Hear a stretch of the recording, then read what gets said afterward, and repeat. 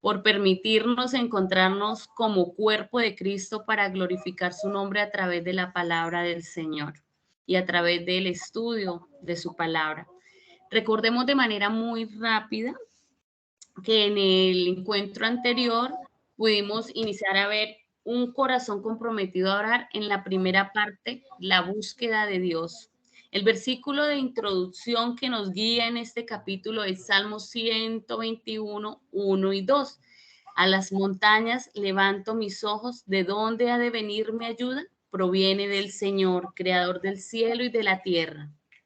Observamos que Elizabeth hace mención sobre las bendiciones que pueden cultivar mediante un corazón de oración. O sea, solo se puede cultivar a través de la oración, de la comunión continua con Él, con ese devocional que ella nos invitaba a hacerlo a través del estudio de la palabra, y ahí dimos mención a la bendición número 1, que es una comunión más profunda con Dios, que nos permite crecer espiritualmente de varias formas.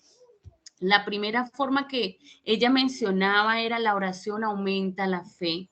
La segunda, la oración promueve un lugar donde dejar las cargas. Tercero, la oración nos enseña que Dios siempre está cerca. Cuarto, la oración nos capacita a no entrar en pánico cuando vienen esas circunstancias, esos regalos que los llamo yo de parte del Señor. Y quinto, la oración cambia la vida. Elizabeth nos anima con su testimonio a continuar nuestro devocional, ese tiempo en comunión a través de la oración con el Señor. De esta manera nuestras vidas van a cambiar, y precisamente esta noche vamos a observar esas bendiciones que son parte de esos cambios o esas modificaciones que solo las hace el Señor, no por nuestra cuenta. Y empezamos con la bendición número 2, que es mayor pureza. Así es que, mis hermanas, las invito a que tomemos agenda, un lapicito, y empezamos a tomar los apuntes de la bendición número 2, mayor pureza. Para iniciar, vamos a ver qué es pureza. La pureza es sinónimo de santidad. La pureza es la ausencia de todo lo que puede contaminar. La pureza es la cualidad de que no hay defecto ni suciedad. Y para ver esto vamos a ver unos ejemplos precisamente para poder entenderlo de la mejor manera. Cuando nosotros tomamos una botella de agua o un vaso de agua, vemos que esa agua está libre de cualquier sustancia que le cambie su esencia. Vemos también que el oro puro ha sido refinado hasta el punto de quitarle todas las escorias que le quite el brillo y que le quite su valor. Se elimina todas esas suciedades para tomarle precisamente ese valor y ese brillo que solo tiene el oro. Asimismo, sucede con nuestras vidas, mis hermanas. Una vida pura es un proceso de santificación, es aquella que vive bajo la gracia de Cristo, la dirección de su Espíritu Santo a través de una rendición total en la oración, en el estudio y la meditación de su palabra. La pureza es la esencia de Dios, pues es el único verdaderamente puro, santo. Pero damos gracias a Dios por la redención que se nos otorgó, precisamente con ese precioso regalo de la salvación. La pureza se utiliza en la palabra precisamente como un medio para comunicar la santidad. Cuando el Señor les dio instrucciones, para quienes han tenido la oportunidad de leer Éxodo, vemos que el Señor le habló a Moisés y le dio instrucciones específicas con materiales específicos para la construcción de su tabernáculo. Y una de esas instrucciones fue que, todo lo que iban a crear y a realizar y a construir fuera de oro puro. Puro. Los demás materiales también tenían que ser de oro puro y todo puro. Y mire lo que dice Éxodo 25:31, para las hermanas que muy juiciosamente traen su Biblia a la enseñanza. Centrémonos en Éxodo 25:31, que dice: harás además un candelero de oro puro. labrado a martillo, y se hará el candelero, y su pie, su caña, sus copas, sus manzanas y sus flores serán de lo mismo. Asimismo, podemos leer en Levíticos que encontramos que el Señor pidió los aceites y los inciensos que fueran como, que se fueran a utilizar puros, ¿verdad? Pues los ojos del Señor, ¿cómo son? Son puros, como lo afirma Ábaco 1:13. Y habla también palabras puras, y lo podemos encontrar en Salmos 12:6, que dice: la palabra de Jehová son palabras limpias, como plata refinada en horno de tierra, purificado 7 veces. Y se describe en la Nueva Jerusalén como una ciudad de oro puro semejante al vidrio limpio. Y eso lo podemos encontrar en Apocalipsis 21, mis hermanas. Cuando Dios creó los cielos y la tierra, ¿cómo los creó? Puros, ¿verdad? Todo limpio, todo nuevo. Todo era puro, absolutamente todo. No había muerte, no había decadencia, no había contaminación, porque sencillamente no había pecado. Porque Dios crea cosas puras, buenas, agradables, porque su perfecta voluntad es así. Amén. Porque sencillamente Dios es puro. En Él no hay confusión, contradicción ni transigencia. Todo lo hace bueno. Y vamos a Salmos 18:30. ¿Qué dice Salmos 18:30? En cuanto a Dios, perfecto en su camino. Acrisolada la palabra de Jehová, escudo es todo lo que en él esperan. Y Salmos 145:17 dice: justo es Jehová en todos sus caminos y misericordioso en todas sus obras. Dios nos creó a cada uno de nosotras, a cada una de nosotras, para que reflejáramos su imagen y vivamos en comunión pura con Él, con una vida apartada. Y eso es lo que Elizabeth nos ha invitado. No es que estemos resaltando a Elizabeth como santa, como perfecta, no, sino que a través del estudio de una mujer conforme al corazón de Dios, podemos ver el testimonio de esta mujer. Y ella cómo pudo modificar absolutamente todo su pecado, cómo pudo realmente conocer al Señor. Una vida apartada para Él, una vida con un tiempo apartado, encontró el tiempo, encontró el lugar, encontró descanso, reposo. ¿En quién? En el Señor. Porque Dios nos creó para que lo reflejáramos a Él, con una vida apartada a través de la oración y meditación en su palabra. Pero mis hermanas, el pecado es la causa de la corrupción de esa pureza. Mira lo que dice Salmos 14:3. Todos se desviaron, a una se han corrompido. No hay quien haga lo bueno, no hay ni siquiera uno, a causa de la caída. Y mire lo que dice Romanos 3:10. No hay ni uno solo justo, ni siquiera uno. Nadie realmente sabio. Nadie busca a Dios. Todos se desviaron. Todos se volvieron inútiles. No hay ni uno que haga lo bueno, ni uno solo. La impureza se menciona a menudo como uno de esos factores, pecados que nos alejan de la presencia de Dios, mis hermanas. Entonces aquí es donde nos debemos preguntar y hagámonos esta pregunta para contestarla en el conversatorio. ¿Cuáles son esos pecados o esos frutos que me alejan de tener una correcta devoción con el Señor? ¿Y por qué hablo frutos de la carne o por qué hablo de pecados? Porque a causa de la caída, pues somos hijos de ira. Pecamos. Mientras que vivamos aquí en este mundo caído, vamos a pecar. Pero vamos a conocer cuáles son esos frutos de la carne que nos hacen impuros. Mira lo que dice Gálatas 5:19 al 21. Dice: Y manifiestas son las obras de la carne, que son adulterio, fornicación, inmundicia, lascivia, idolatría, hechicería, enemistades, pleitos, celos, ira, contiendas, disensiones, herejías, envidias, homicidios, borracheras, orgías y cosas semejantes a estas, acerca de las cuales os amonesto. Como ya os lo he dicho antes, que los que practican tales cosas no heredarán el reino de los cielos.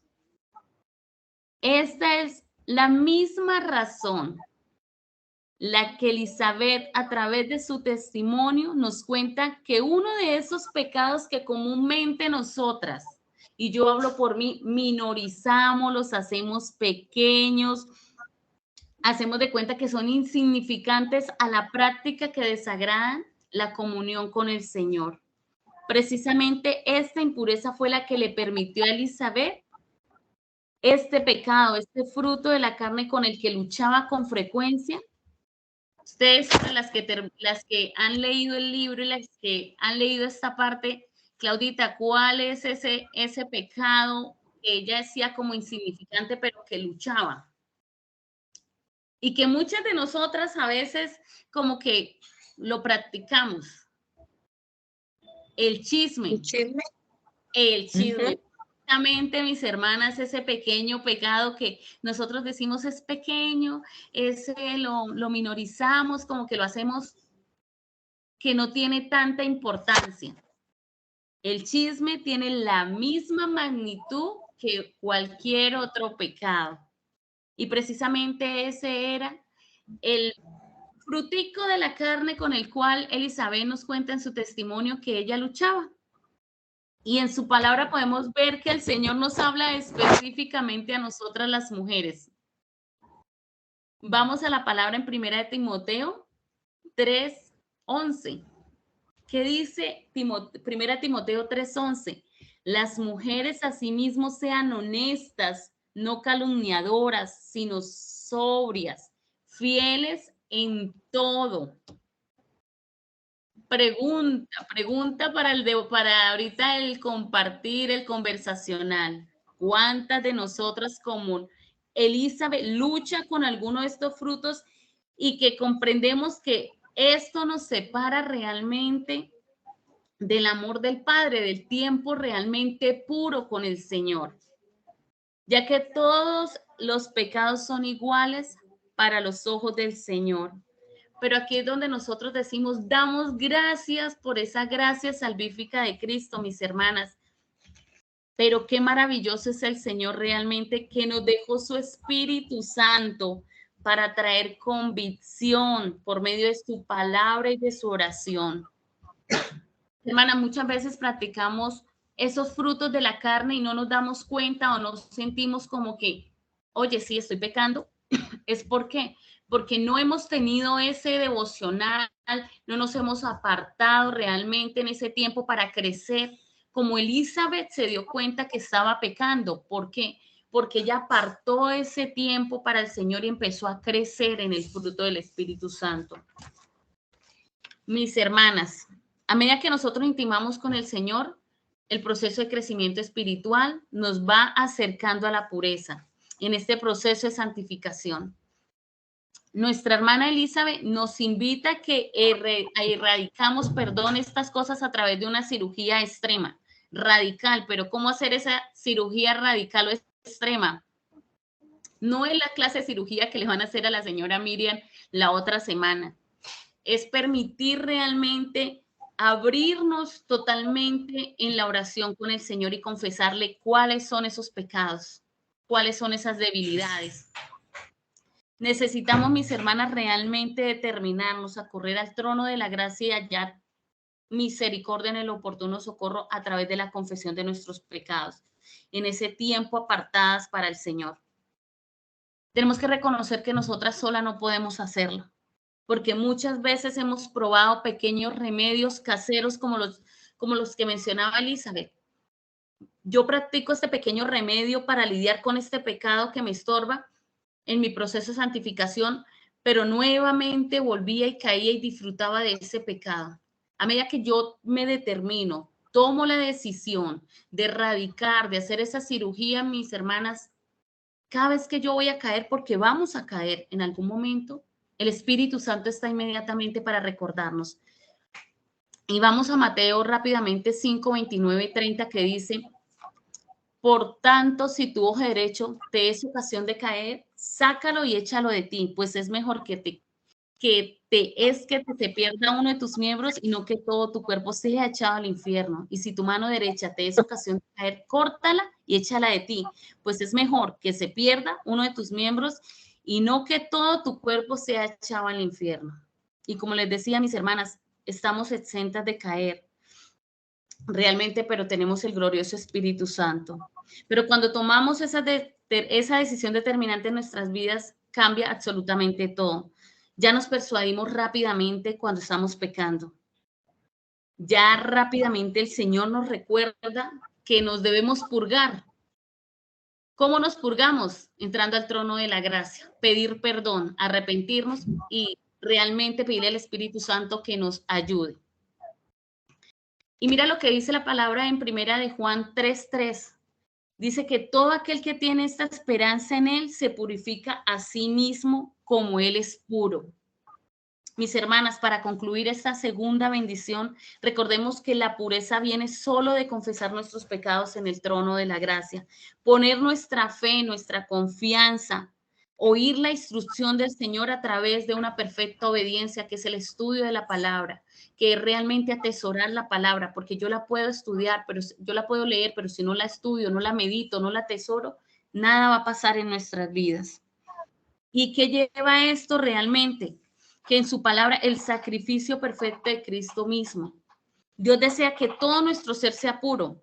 Dios desea que nuestros pensamientos sean puros, que nuestra toma de decisiones, lo que va a hablar Claudita ahorita, sean puras, que el trato con nuestras hermanas y nuestros hermanos sean puros, como lo va a hablar ahorita Salvisita también.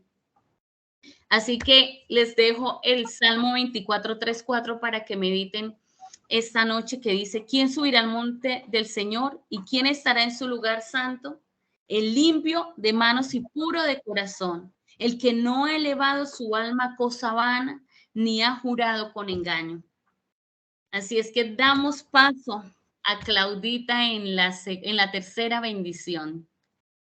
Gracias, Marcelita, por esa enseñanza que Dios te dio. De verdad que debemos pensar en esa pureza en nuestras vidas en todas las áreas.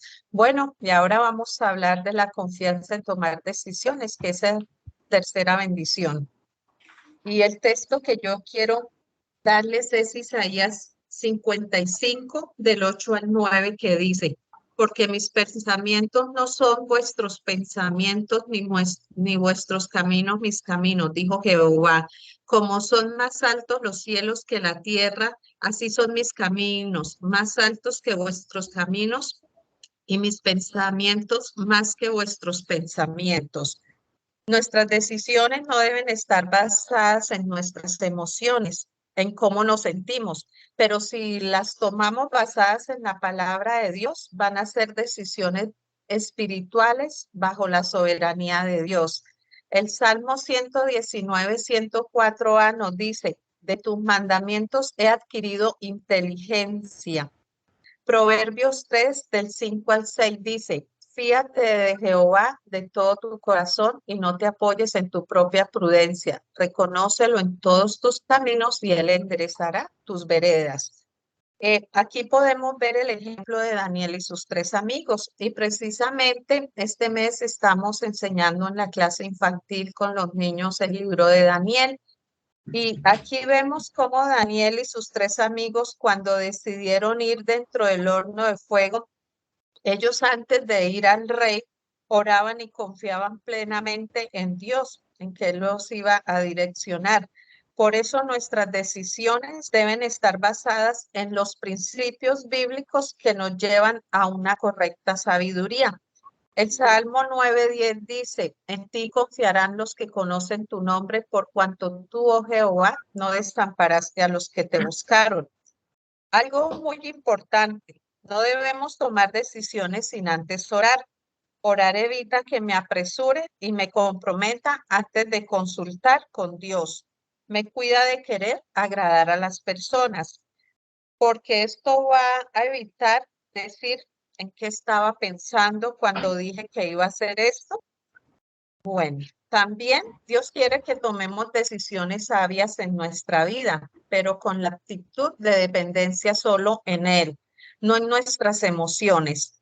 Decisiones de, por ejemplo, si tengo visa y me están ofreciendo un trabajo fuera del país, si debo cambiar de casa, si debo cambiar de trabajo, si debo cambiar a nuestros hijos de colegio. Son decisiones que en nuestro diario vivir siempre vamos a tener muchas decisiones que tomar. Debemos tener la disposición de dejarnos guiar por Dios, usando personas maduras en la fe, las cuales nos aconsejarán a tomar la mejor decisión.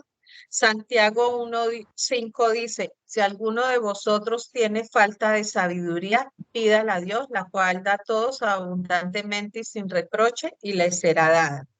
También debemos discernir nuestra personalidad, ya que muchas veces nosotras somos demasiado explosivas e impulsivas y no prestamos suficiente atención y podemos equivocarnos por el resto de nuestras vidas. Proverbios 14:12a dice, hay camino que al hombre parece derecho. Debo tener cuidado de tomar decisiones, ya que puedo confundir un deseo personal con la voz de Dios y atribuir autoridad divina a lo que mi propio corazón considera como correcto. Si nosotras tomamos decisiones demasiado rápido, Dios nos va a tener que entrenar para aprender y esperar y confiar solo en Él. Proverbios 28:26 dice, el que confía en su propio corazón es necio, mas el que camina en sabiduría será librado. ¿Cuál es entonces la forma bíblica de tomar decisiones en nuestra vida? ¿El equilibrio? No, no. La clave es tomar decisiones en dependencia de Cristo para poder desarrollar desprendimiento de nuestra tendencia natural y tener discernimiento para poder actuar de cualquier forma que Él me pida. Cuando tomamos decisiones basadas en la sabiduría de Dios, vamos a tener una mente sensata, tranquila y en paz. Santiago 3:17 nos dice, pero la sabiduría que es de lo alto es primeramente pura, después pacífica, bondadosa, benigna, llena de misericordia y de buenos frutos, no juzgadora ni fingida. Un creyente guiado por el Espíritu Santo toma decisiones bíblicas y no emocionales. Como conclusión de esta tercera bendición de confianza al tomar decisiones, mi actitud debe ser sobre la toma de decisiones, debería ser como la de Jesús cuando el Señor afirmó en Mateo 6:10, pero no se haga mi voluntad, sino la tuya. Muchas veces nosotras tenemos que tomar decisiones inmediatas. Por ejemplo, me llaman a ofrecerme en un plan nuevo, a cambiar el celular. Ellos tienen mucha facilidad como para hablarle a uno de todas esas maravillas que vamos a obtener muchos beneficios. Y a veces nos dejamos llevar por la emoción y, ay, sí, y cuando nos llega la factura, ay, Dios mío, ¿yo por qué tomé esta decisión tan apresuradamente? Y hay que pensar que eso nos va a conllevar a un gasto más. También hay decisiones que pueden esperar un poco de tiempo. Nosotros podemos estar orando. Un ejemplo, que va a llegar un dinero, que me llegó un dinero que yo no esperaba. Entonces me llegó una herencia, alguien muy gentilmente me dio una ofrenda de amor de parte de Dios, no dijo su nombre, y cuando fui a ver el saldo en mi cuenta, ¡oh Dios! Pero si yo tenía solo 10,000 pesos y ahora tengo 500,000, debo tomar decisiones sabias en cómo voy a manejar ese dinero. Pienso en mis emociones, ay, me voy a ir a comprar los zapatos más lindos que vi allí en el centro comercial o ese vestido que quiero. O puedo ayudar a mi hermano en la fe que tiene una necesidad, puedo usar esos recursos sabiamente, o me voy de paseo con toda mi familia, que no está mal salir de paseo, pero primeramente tengo que mirar las prioridades. Entonces, por eso, chicas, es importante que nosotros, antes que tomemos una decisión, sea chica o sea grande, siempre tenemos que estar pidiéndole a Dios que nos muestre cuál es su voluntad en ese momento para nosotras. Y aquí para el conversatorio, unas preguntas para reflexionar. ¿Estás tomando una decisión confiada en tu personalidad o dependencia de Dios? ¿Sueles ser demasiado precavida o muy impulsiva? Preguntas para al final.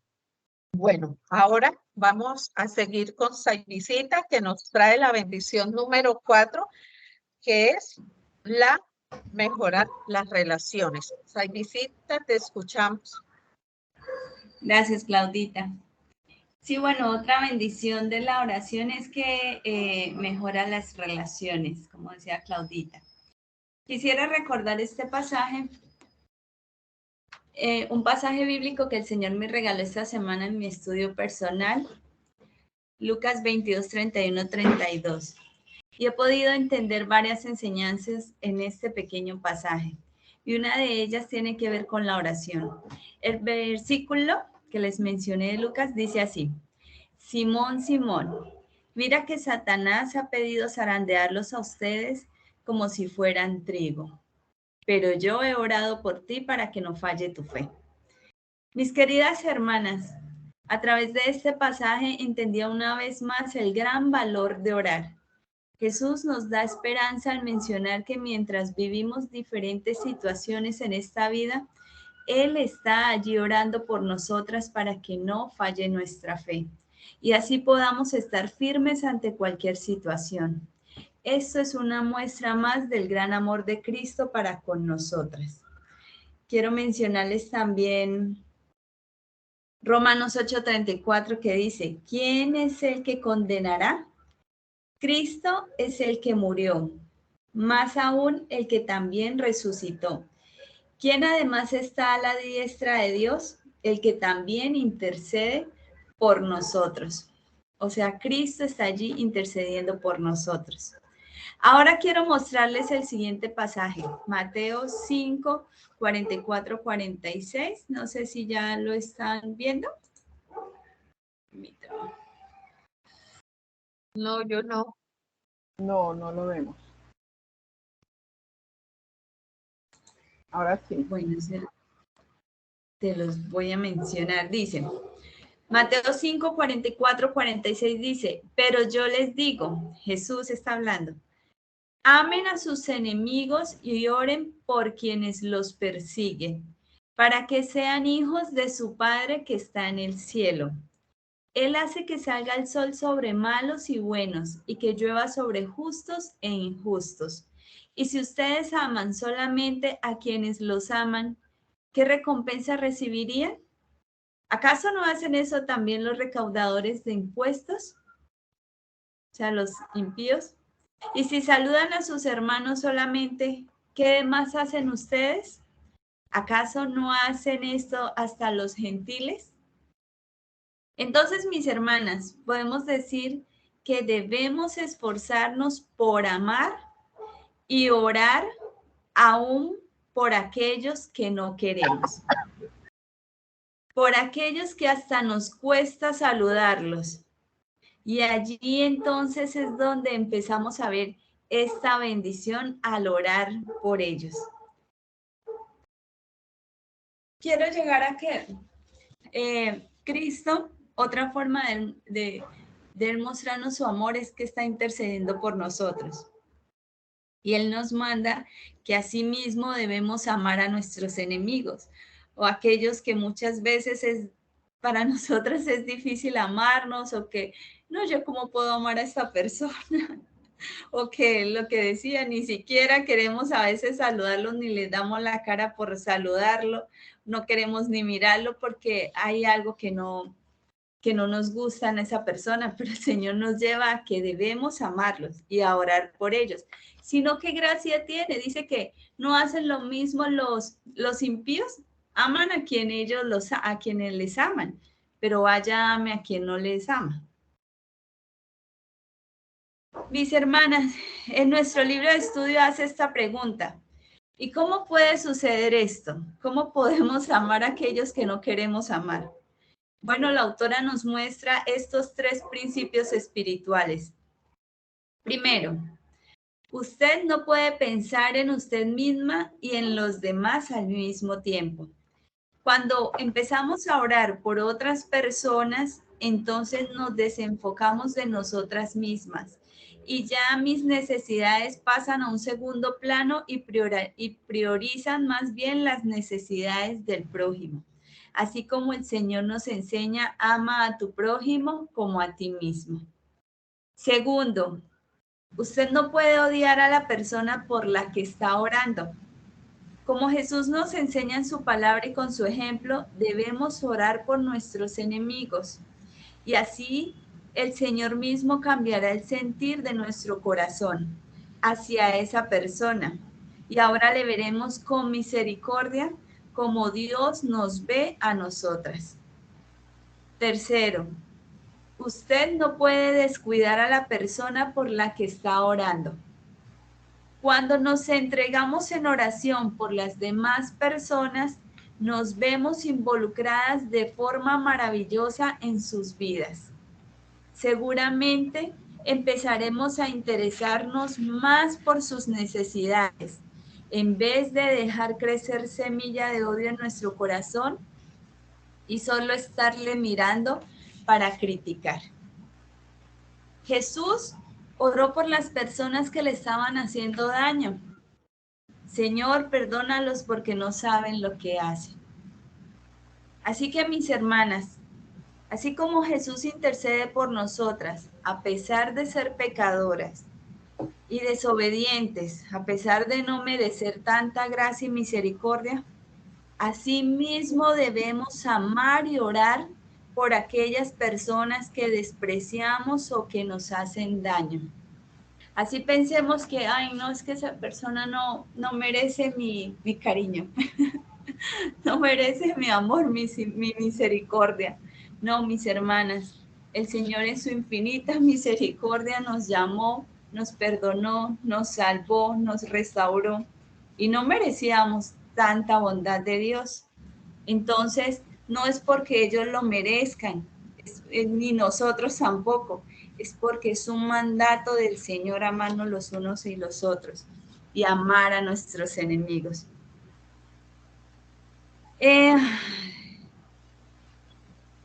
Quisiera continuar. Entiendo que no es fácil amar a aquellas personas que no queremos amar o aquellas personas que nos están haciendo daño, que nos están lastimando. Pero mis hermanas, como hablaban mis hermanas, es una obra del Espíritu Santo.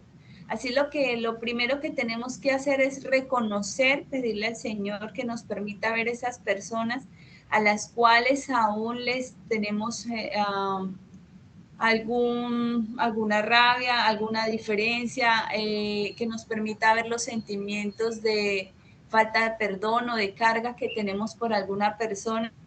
Y empezar a clamar al Señor para que nos enseñe a amar, porque realmente no sabemos amar ni a nuestros hijos, ni a nuestro esposo, ni a nuestro prójimo, y mucho menos a nuestros enemigos. Así que pedirle al Espíritu Santo de Dios que nos ayude a amar como Cristo nos ama a nosotros. Bueno, y para terminar, vamos con nuestro conversatorio. Nuestras hermanitas nos dejaron unas preguntas. No sé quién quisiera empezar, compartirnos si tiene alguna experiencia con respecto a la oración, que diga, sí, yo